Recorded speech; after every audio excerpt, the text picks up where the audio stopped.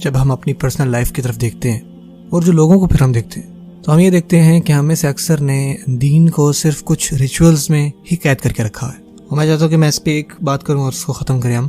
اور آپ کو پتہ ہے ایک بہت مشہور حدیث ہے اور آپ میں سے اکثر لوگوں نے یہ حدیث سنی ہوئی ہے. آپ میں سے کتنے لوگ ہیں جنہوں نے حدیث سنی ہوئی جو ایک عورت ہوتی ہے ایک پیاسے کتے کو دکھتی ہے اور اس کو پانی پلاتی ہے؟ ہاتھ کھڑا کریں. آپ میں سے اکثر سنی ہوئی.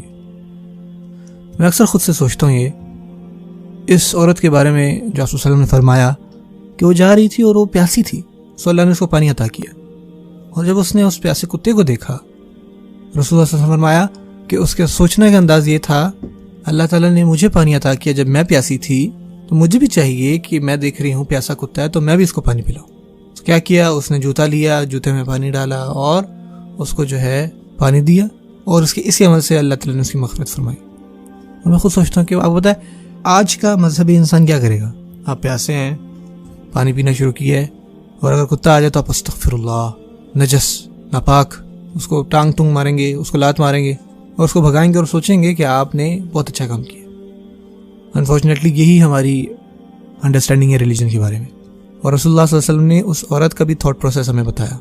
اس نے سوچا کہ اللہ تعالیٰ نے اگر مجھے دیا ہے تو مجھے بھی مدد کرنی چاہیے دوسروں کو پہنچانے میں. من لا یرحم لا یرحم, جو رحم نہیں کرے گا اس پہ رحم نہیں کیا جائے گا. اور اسی وجہ سے اس کو معاف کر دیا گیا. اس کا دین کے بارے میں سوچنا اور اس پر عمل کرنا بالکل ہی الگ تھا اکثر مذہبی لوگوں سے ہٹ کر. ہمیں سے اکثر لوگ اس کو بہت محدود, لمیٹڈ اور اس فیشن میں دیکھیں گے, سوچیں گے ہی نہیں. اللہ تعالیٰ نے ہمیں ایسا دین نہیں بھیجا.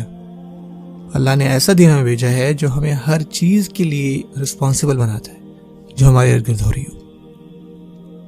جو بھی ہمارے ارد گرد ہیں اس سب کے لیے ہمیں رسپانسبل بناتا ہے.